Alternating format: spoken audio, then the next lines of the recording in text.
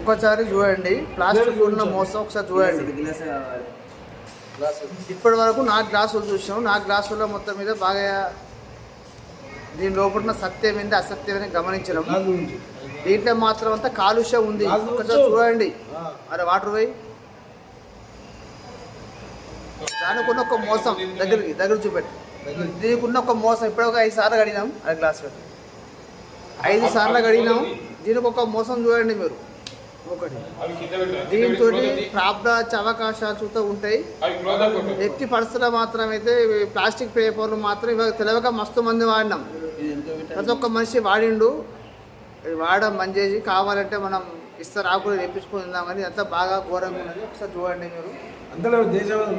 ఇలాంటి ఒక ప్రాబ్లం ఏ రకంగా ఉందో ఒకసారి చూడండి. కావాలంటే మీకు నిజం అబద్ధం ఒకసారి మీరు ఒకసారి మీరు కనుక్కొని